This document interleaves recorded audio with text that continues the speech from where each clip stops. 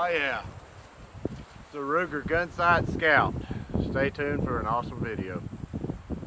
Alright, ladies and gentlemen, it is a Scout Rifle Day. What I have right now is I have the Ruger Gunsite Scout, which is on loan to me from the Sabine National Armory in Hemphill, Texas. I guess it's a testing and evaluation gun. And the other rifle is my personally owned Ruger Frontier, which was the forefather of the Gunsite Scout. But I'm gonna do a little bit of shooting and a review on the rifle. So hold still, grab some popcorn. I hope you enjoy the show.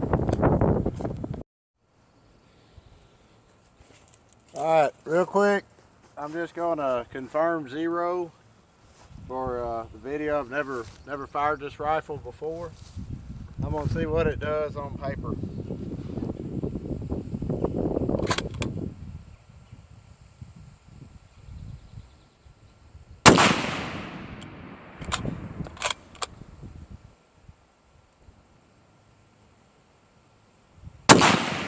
Very windy day.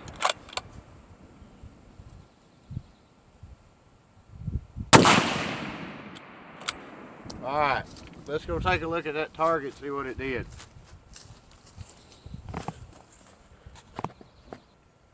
All right, I think it's close enough. I'm gonna go ahead and make a good video with it. Hold still.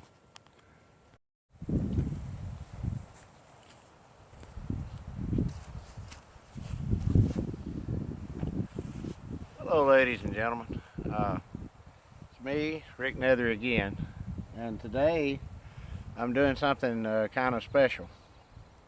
A good buddy, I've got this Ruger Gunsite Scout on loan today from my friend over at the Sabine National Armory in Hemphill, Texas, John Strickland.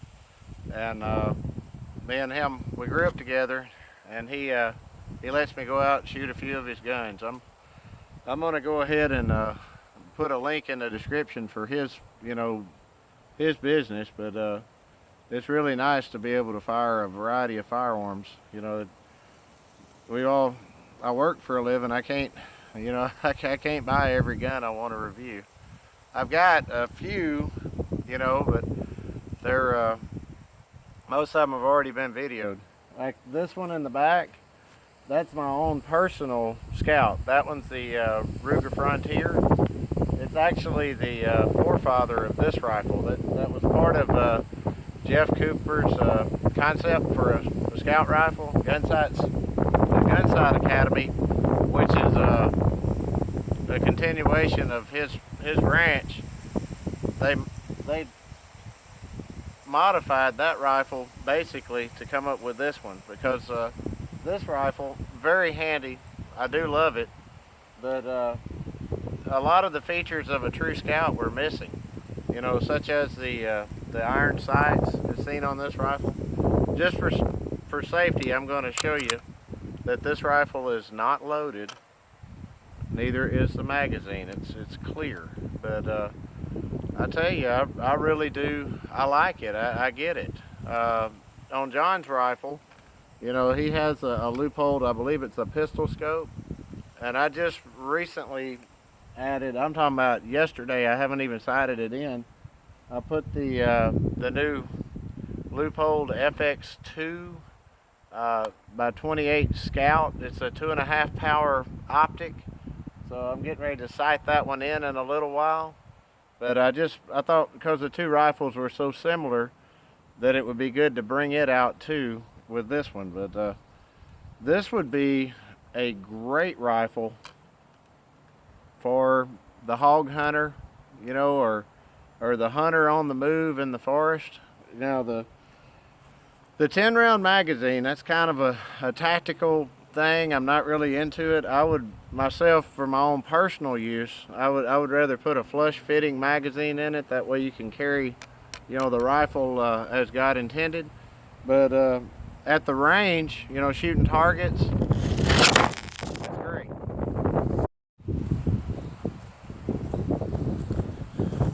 Alright folks, I'm back. Sorry sorry about the wind.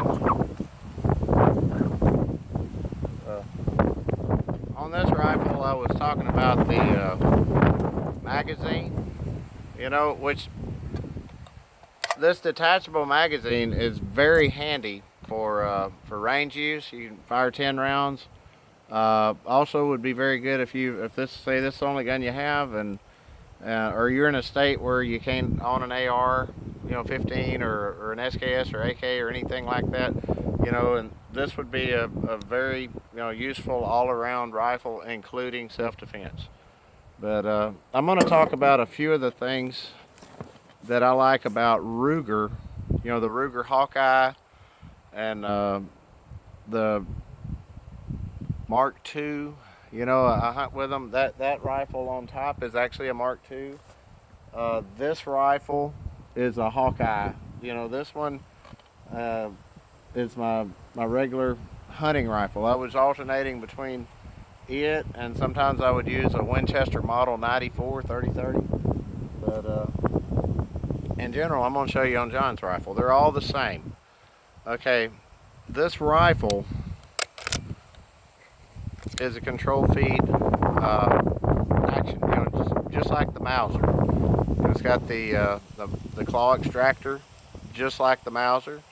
It's got the bolt release, just like the Mauser. Now, I know the Mauser is a German rifle, and this is an American rifle. We had another American rifle, that took notes from the German Mauser, and that was our very own 1903 A3. If you're going to copy something, copy something that's worth copying. But here's another feature that I really, really like about these Ruger rifles is the safety, okay? This safety, it blocks the trigger and it's fully rearward position. See that cutout? A lot of people don't ever mention this, but when you put it into its fully safe position, it actually blocks the striker. So you've got the trigger blocked and the striker blocked, and you can't lift the bolt handle. You're not relying entirely upon the sear holding your cocking piece. That feature alone was a big seller to me on this particular rifle, or on the Ruger rifle in general. This one actually belongs to my friend, John. That on the let me go on through it. I know you've probably seen it 1,000 times. All the way forward, and I'm pointed downrange, rifle fires. Okay, we're going to recock the rifle. In its middle position, the rifle will not fire, but the bolt can be manipulated, for emptying, clearing your chamber. All the way in the rearward position, it will not fire. It has obstructed the striker, and the bolt is held in place. You can't work the bolt. But I just want to say this is a fantastic rifle. Before I go, I'm gonna go ahead and show you the other one. I guess it's father.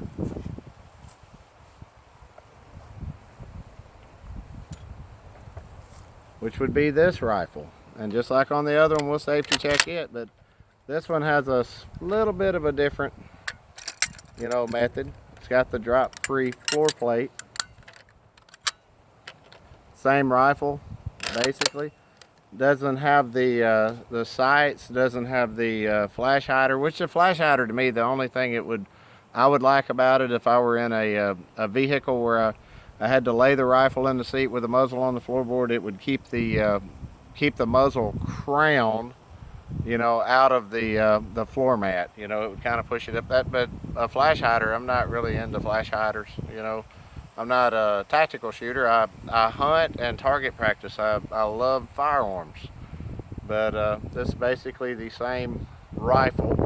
I just put this scope on it. I'm going to do an actual real review on this scope. I looked online and I didn't really find any real reviews on this one. There's maybe a couple, but so far I like it. I really do. It's just a fixed, it's not a variable. Very good optic. I like it. I like it. But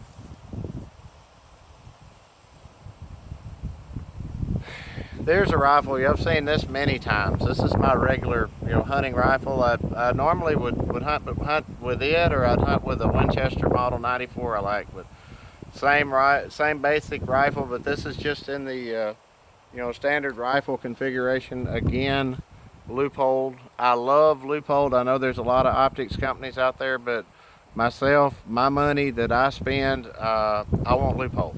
That's just me. If I can't get loophole, I'll get by until I can get a loophole. But loopholes are great. And if you ever mess up a loophole, you can send it in. But I've never had a loophole fail. I know they do. Anything can fail. I work on machinery, for a living. Maintain equipment. And I've come to find out that the only guarantee that you can get from anything mechanical is that it will eventually fail. Anyhow, to keep this video from going too long, I just wanted to end with thank you for watching my videos and supporting my channel. Those of you that subscribe, I know this isn't a high-end channel.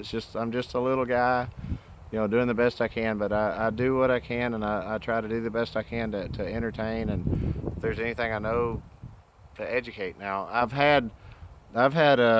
had a subscriber the other day that I talked to on the phone, and I learned a lot from him. He saw where I'd struggled on a video with a black powder rifle, and he was kind enough to help me. He gave me some tips that I didn't know, and that was a true blessing. But anyhow, I'm getting too long. God bless you. I hope you have a wonderful day.